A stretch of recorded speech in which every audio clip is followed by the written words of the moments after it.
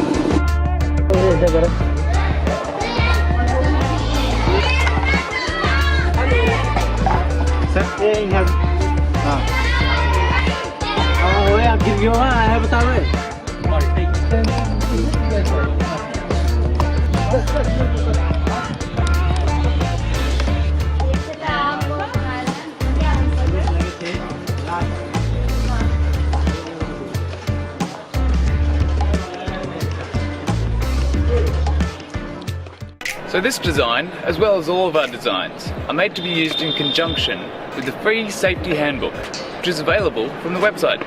It's just down there. Hey, what did you think of the video? Please let us know down below in the comments.